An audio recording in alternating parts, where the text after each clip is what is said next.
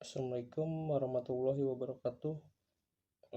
Perkenalkan, nama saya Ronald Marulituwa Sigalingging dengan NIM 112 1111164. Di sini saya akan menjelaskan mengenai tugas UAS mata kuliah akuntansi biaya. Video ini dibuat guna untuk memenuhi tugas UAS. Pada kesempatan kali ini saya akan membahas mengenai soal beserta jawaban terkait produk bersama dengan metode nilai pasar pada titik pisah. Langsung saja kita masuk ke soalnya. PT Maju Jaya memproduksi dua jenis produk utama secara bersamaan dari bahan baku yang sama. Proses produksinya itu menghasilkan produk A dan juga produk B. Data pada titik pisah atau biasa disebut split off point adalah sebagai berikut.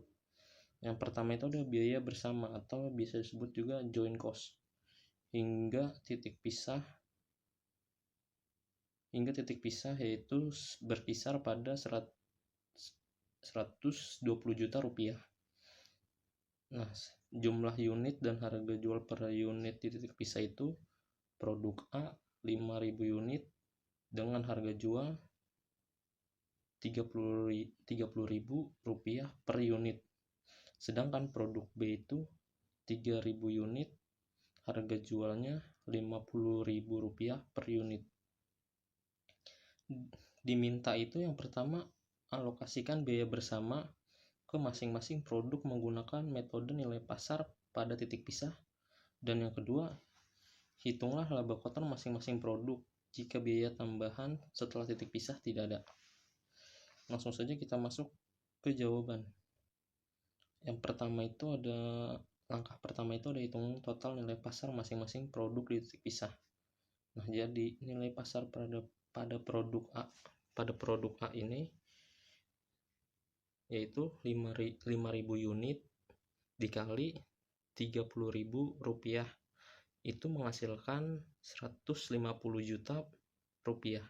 Sedangkan untuk nilai pasar pada produk B ini 3.000 unit dikali 50.000 rupiah itu mendapatkan hasil 150 juta rupiah.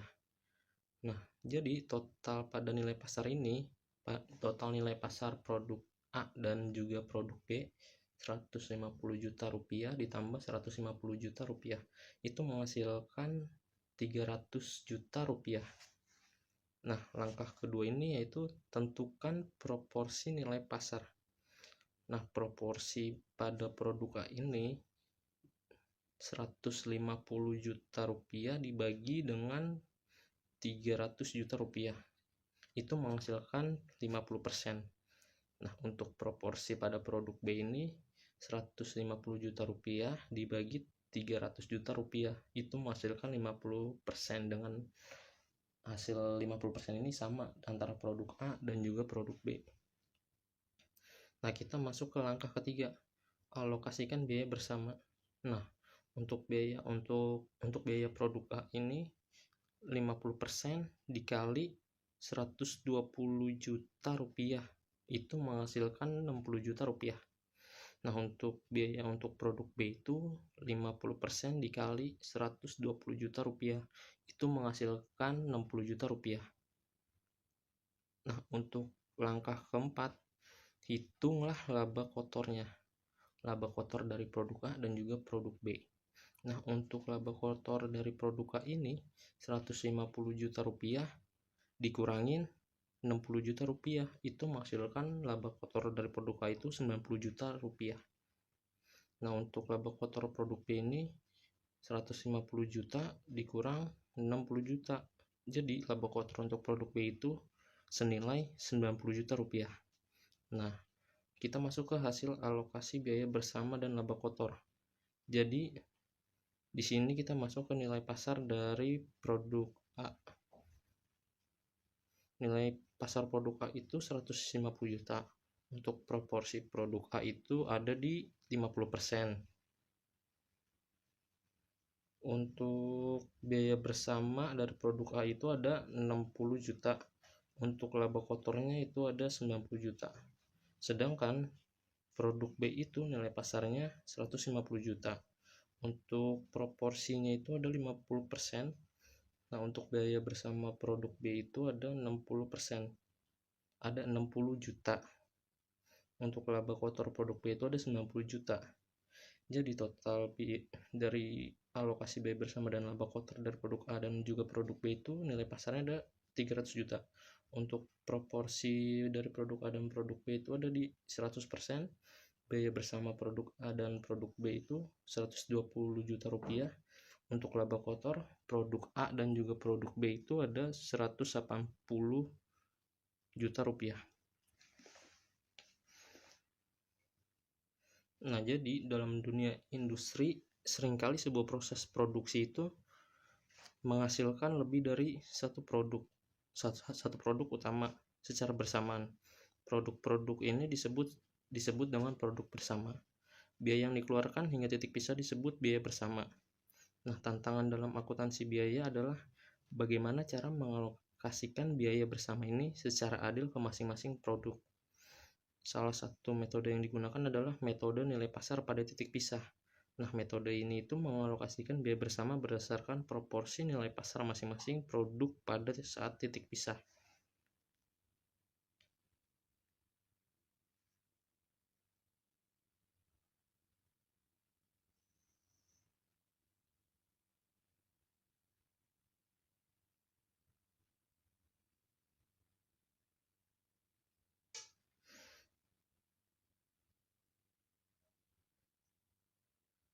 Nah, mengapa metode nilai pasar digunakan?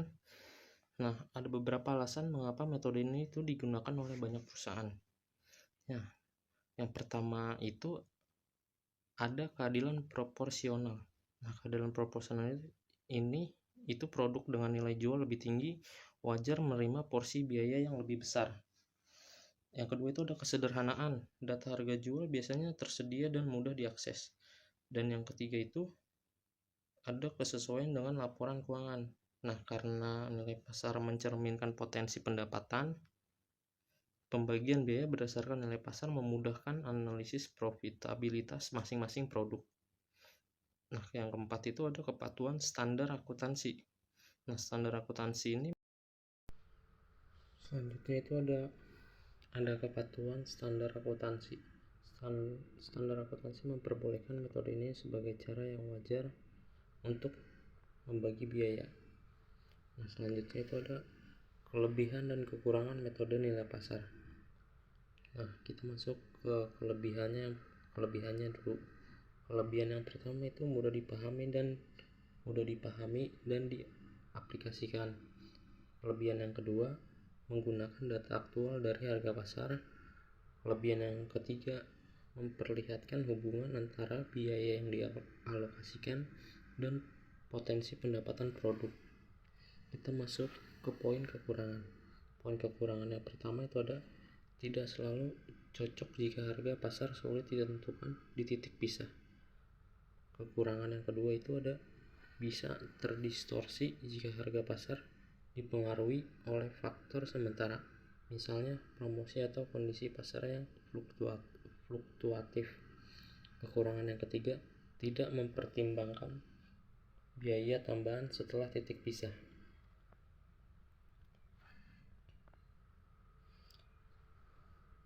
Nah, dari hasil alokasi kita bisa melihat bahwa walaupun jumlah unit produk A lebih banyak, nilai pasarnya sama dengan produk B karena harga jual per unit B lebih tinggi. Metode ini membagi biaya bersama secara proporsional terhadap nilai jual, sehingga kedua produk mendapatkan porsi biaya yang sama. Laba kotor pun sama, yaitu senilai 90 juta rupiah per produk, yang menunjukkan kedua produk sama-sama menguntungkan dalam kondisi ini. Namun, jika harga pasar salah satu produk berubah, hasil alokasi biaya juga akan berbeda. Inilah mengapa pemantauan harga pasar penting dalam metode ini.